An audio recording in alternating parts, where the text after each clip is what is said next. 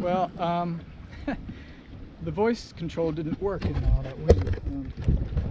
Wow. That was crazy. It got so hard that I couldn't really jibe well, and it's because of this rig. It's not really, it doesn't have the right aspect ratio. Anyway, so I had to tack back out of a hole. Man, that was crazy. A lot of water got in, water everywhere. So I definitely want a self-bailing cockpit, and everything forward of the wing should be completely sealed. And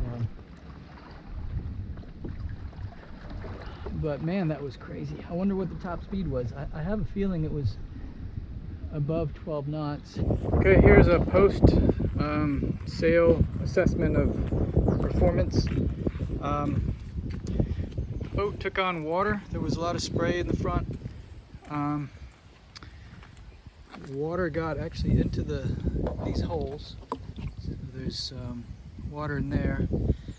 I'm not sure how it got in there except spray. I'll have to check for holes in here. There's nothing leaking out, so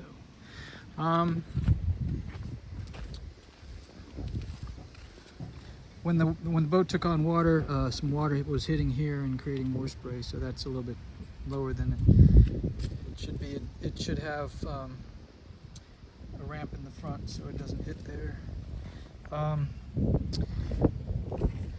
The sail is the wrong kind of sail. I was not able to jibe. I got stuck in a corner, and the only way to get out to go to the harbor was to turn right, and I couldn't really do that. So yeah, that was pretty fast for a sunfish sail. Everything else worked. The helm balance isn't perfect. There were a couple times when I got stuck in the middle of a tack. Of course, this time I wasn't using the wing for to create drag for turning, at least not at the beginning, and that was a mistake.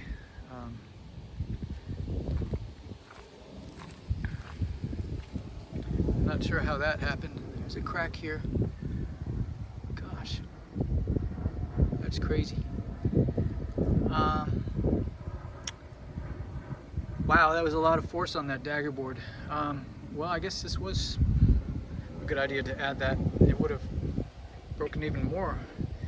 All right, well, I'll have to fix that. I definitely need a self-bailing cockpit, and I need a different arrangement for the wings so that there's no holes so water can't get inside, and make them heavier.